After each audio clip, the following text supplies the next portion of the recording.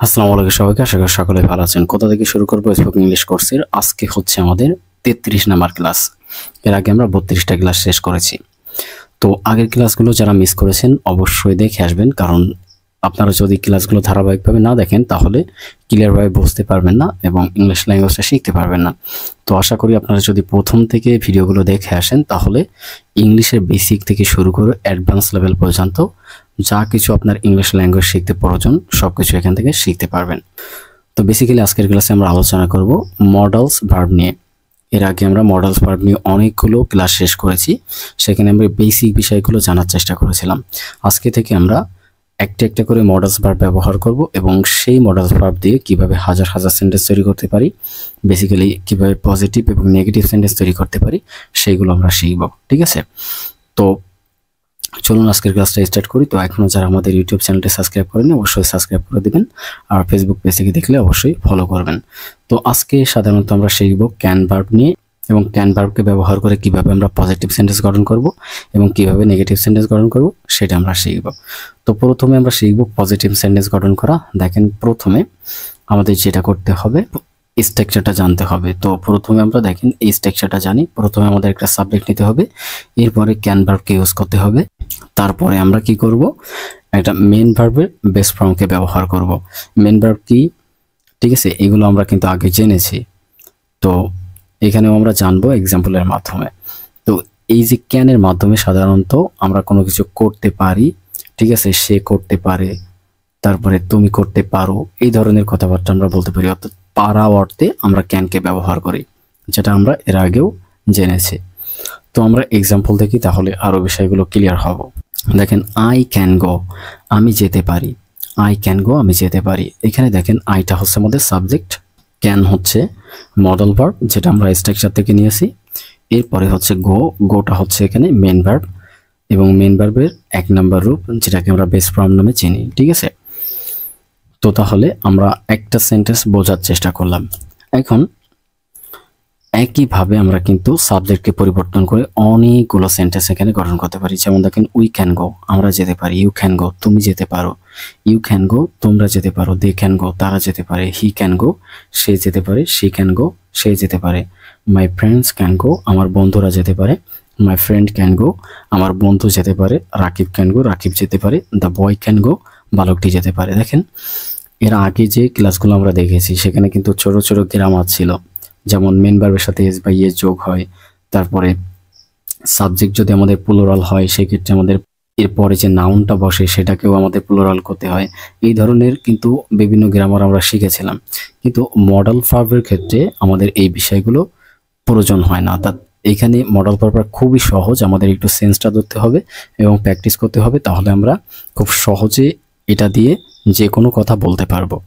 তো তাহলে আমরা প্রাথমিক অবস্থায় কিভাবে সেন্টেন্স গঠন করতে পারি সেটা আমরা শিখেছি। এখন আমরা হাজার হাজার সেন্টেন্স গঠন করা শিখবো, কারণ একটা গঠন করে যদি আমরা রেখে দিই তাহলে কিন্তু আমরা ইংলিশে দক্ষ হতে পারবো না। আমাদেরকে হাজার হাজার সেন্টেন্স মেক করে করে সেগুলো বলার ট্রাই করতে হবে। তো এখন আমাদের যেটা করতে হবে সেটা হচ্ছে এই গোকে পরিবর্তন করে ফেলতে হবে, এখানে অন্য একটা ভার্বকে নিতে হবে। তো এখানে আমি নিতে পারি লার্ন, লার্ন মানে শেখা। ঠিক আছে, তো ধরুন আমি বললাম যে আমি শিখতে পারি, তাহলে আমাকে কি করতে হবে, আমাদের বলতে হবে আই ক্যান লার্ন, এই গোর জায়গায় লার্নকে বসাতে হবে। তারপরে আমরা বলতে পারি উই ক্যান লার্ন, আমরা শিখতে পারি। ইউ ক্যান লার্ন, তুমি শিখতে পারো। ইউ ক্যান লার্ন, তোমরা শিখতে পারো। দে ক্যান লার্ন, তারা শিখতে পারে। হি ক্যান লার্ন, সে শিখতে পারে। শি ক্যান লার্ন, সে শিখতে পারে। অর্থাৎ প্রত্যেকটা সেন্টেন্স থেকে আমরা এই গোকে পরিবর্তন করে এখানে লার্নকে বসাবো।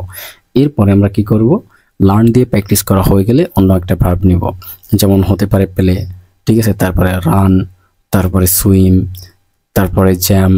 ঠিক আছে, যে কোনো ভার্ব হতে পারে। আপনারা ভার্বের লিস্ট হাতে নেবেন, এই সেন্টেন্সগুলোকে প্র্যাকটিস করে মাথায় সেট করবেন, অন্য একটা ভার্ব দিয়ে বলার ট্রাই করবেন। দেখবেন যে এই সিস্টেমে প্র্যাকটিস করলে আপনার অল্প দিনে ফ্লুয়েন্সি চলে আসবে।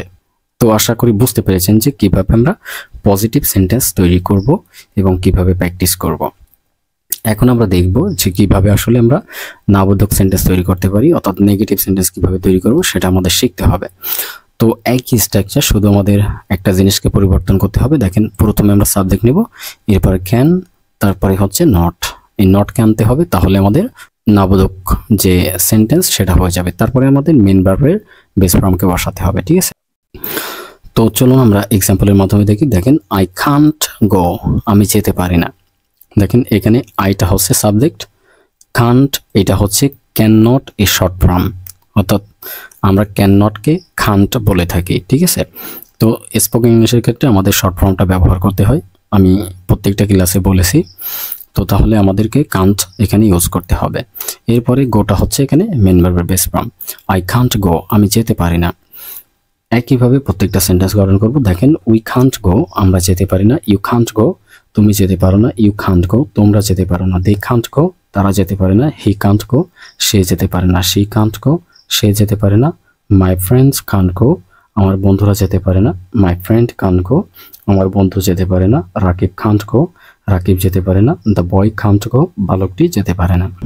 আমরা এখানে শুধুমাত্র সাবজেক্টকে পরিবর্তন করে অনেকগুলো সেন্টেন্স প্র্যাকটিস করলাম। এখন আপনাদের কাজ কি হবে? আপনাদের কাজ হবে প্র্যাকটিস করা, প্র্যাকটিস করে এটাকে মাথায় সেট করা হয়ে গেলে হাজার হাজার সেন্টেন্স মেক করা শিখতে হবে।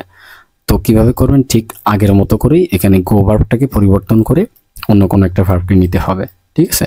আপনি ধরুন বললেন যে আমি সাঁতার কাটতে পারি না, তাহলে কিভাবে বলবেন? I can't swim. এরপর আমরা বললাম যে আমরা সাঁতার কাটতে পারি না, তাহলে বলবো উই কান্ট সুইম। তোমরা সাঁতার কাটতে পারো না, ইউ কান্ট সুইম। তুমি সাঁতার কাটতে পারো না, ইউ কান্ট সুইম। তারা সাঁতার কাটতে পারে না, দে কান্ট সুইম, ঠিক আছে।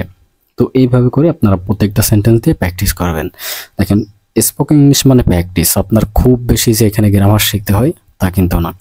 আমি যে ক্লাসগুলো আপনাদেরকে দিতেছি এই ক্লাসগুলো যদি আপনারা প্রথম থেকে ধারাবাহিকভাবে শেষ করে থাকেন, আপনার আসলে টেন্স কি, কিভাবে কাজ করে এই বিষয়গুলো জানা লাগতেছে না। অটোমেটিক্যালি আপনি সব বিষয়গুলো শিখে যাবেন। শুধুমাত্র এইগুলো আপনাদের প্র্যাকটিস করে মাথায় আনতে হবে, ঠিক আছে। তো আশা করি বুঝতে পেরেছেন। তো আজকের ক্লাসটা এতটুকু। যদি ক্লাসটি ভালো লাগে অবশ্যই লাইক, কমেন্ট এবং শেয়ার করবেন। আমাদের ফেসবুক পেজ থেকে দেখলে অবশ্যই ফলো করে দিবেন, আর ইউটিউব চ্যানেল থেকে দেখলে অবশ্যই সাবস্ক্রাইব করবেন।